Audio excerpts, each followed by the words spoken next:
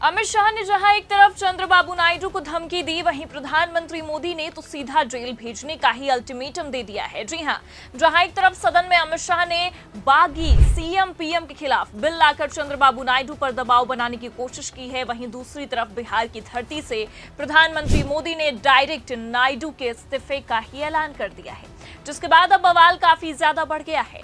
नमस्कार, आप देखना शुरू कर चुके हैं 4PM न्यूज नेटवर्क और मैं हूं आपके साथ प्रगति ठाकुर। बिहार में चुनावी बिगुल बजाते बजाते प्रधानमंत्री मोदी ने मंच से कुछ ऐसा बोल दिया जिसने अब बिहार के साथ साथ केंद्र की सियासत में भी भूचाल लाकर खड़ा कर दिया है। जी हां, बागी सीएम पीएम के खिलाफ लाए गए बिल पर बात करते करते प्रधानमंत्री मोदी ने भरे मंच से विपक्ष को टारगेट करते करते सहयोगियों को भी निशाने पर लिया है, जिसके बाद अब प्रधानमंत्री मोदी की सबसे मजबूत बैसाखी चंद्रबाबू नायडू के इस्तीफे की चर्चा जोरों शोरों से हो रही है। आप खुद प्रधानमंत्री का ये बयान सुनिए। जेल में से कोई सरकार चला सकता है क्या? और इसलिए ऐसा सख्त कानून बनाने की तरफ हम आगे बढ़ रहे हैं।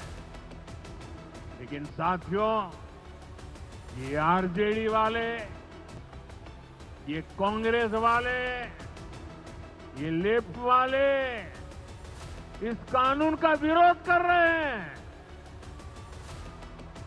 ये बहुत गुस्से में है और कौन नहीं जानता उनको किस बात का डर है। जिसने पाप किया होता है वो अपने पाप को दूसरों से छुपाता है, लेकिन खुद को भीतर से जानता है कि क्या खेल खेला है। इन सब का भी यही हिसाब है। ये आरजेडी और कांग्रेस वाले कोई बेल पर बाहर है, कोई रेल के खेल में अदालत के चक्कर लगा रहा है, और जो जमानत पे बाहर घूम रहे हैं भी आज इस कानून का विरोध कर रहे हैं।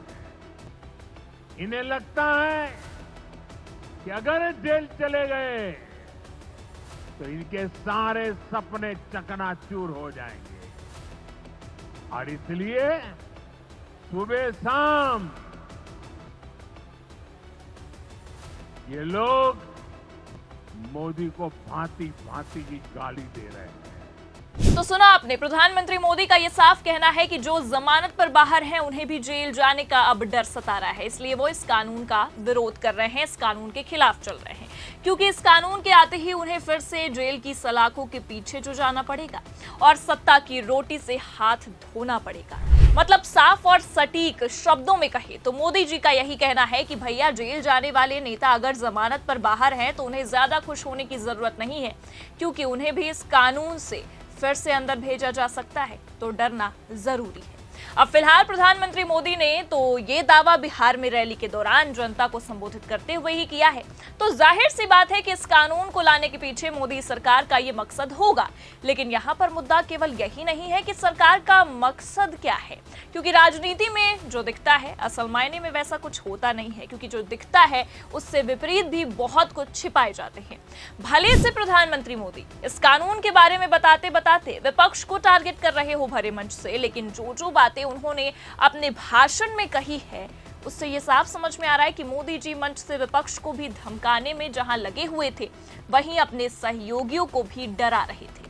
क्योंकि ये तो आप भी जानते हैं कि आज अगर चंद्रबाबू नायडू सत्ता की कुर्सी पर बैठे हैं तो केवल और केवल जमानत के बल पर और प्रधानमंत्री मोदी के बल पर। जी हां, बिल्कुल सही सुना आपने, मोदी जी की यानी कि बीजेपी की पार्टी में आकर ही चंद्रबाबू नायडू बीजेपी की वॉशिंग मशीन में धुले और जमानत के बाद वो अभी सीएम बने बैठे हैं। चंद्रबाबू नायडू भी जेल की सलाखों के पीछे जा चुके हैं, और वो भी एक बड़े घोटाले के अंतर्गत। हाँ, वो बात अलग है कि अभी नायडू जमानत के बल पर जरूर बाहर हैं, लेकिन मोदी जी के बयानों की अगर माने, उनके भाषणों पर अगर गौर करें तो ये जमानत भी कुछ काम की नहीं आने वाली है, क्योंकि सरकार तो वैसे भी ऐसा बिल लेकर आई है जो बड़े ही अनोखे अंदाज में चंद्रबाबू नायडू को वापस सलाखों के पीछे भेज सकती है। जी हाँ, क्योंकि आपने खबर की शुरुआत में ही प्रधानमंत्री का भाषण सुना होगा, बयान सुना कि कैसे प्रधानमंत्री मोदी ने यह साफ कह डाला कि कुछ लोग जमानत पर भी बाहर हैं, उन्हें भी जल्द से जल्द इस कानून का स्वाद मिलने वाला है। ऐसे में मोदी जी किसे टारगेट कर रहे हैं, ये भी बड़ा सवाल बनता है, क्योंकि मंच से नाम तो उन्होंने विपक्षी पार्टियों का लिया है, कांग्रेस, आरजेडी इनका दावा ठोका है, लेकिन उस बयान में जो मुद्दा उठाया है, जो बातें कही हैं, वो उनके सहयोगियों से भी मेल जरूर खा रही हैं। अब ऐसे में सवाल तो पनपेंगे कि आखिर मोदी जी का कहना क्या है, आखिर प्रधानमंत्री कहना क्या चाहते हैं, क्योंकि पहले ही विपक्ष ने संजय राउत से लेकर तेजस्वी यादव तक ने यह दावा कर दिया है कि इस बिल को लाने के पीछे सबसे बड़ा कारण खुद सरकार की बैसाखी है, क्योंकि सरकार अब खुद के दम पर तो नहीं चल रही बल्कि बैसाखियों के सहारे ही आगे बढ़ रही है।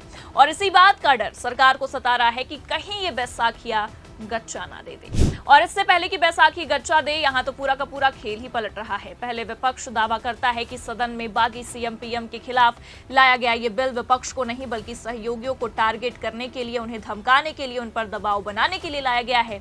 अमित शाह ने अपने ही सहयोगियों को धमकाने और उन पर दबाव बनाने के लिए इस बिल को सदन में पेश किया है।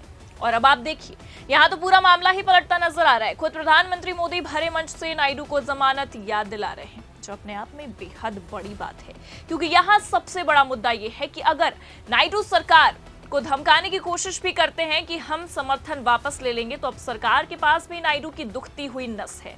नायडू की कुर्सी हिलाने का सबसे अहम इक्का अब सरकार के पास है और मोदी सरकार इसका भरपूर फायदा उठाने वाली है, या ये भी कह सकते हैं कि धीरे धीरे उठा रही है। क्योंकि जहां एक तरफ अमित शाह ने धमकी दी है, प्रधानमंत्री मोदी का भी बयान अब निकलकर सामने आ गया है, वहीं दूसरी तरफ अब खबर ये है कि नायडू दोबारा जेल जाने और कुर्सी जाने के डर से भागे भागे दिल्ली पहुंचे हैं और बीजेपी के समर्थन का ऐलान कर रहे हैं।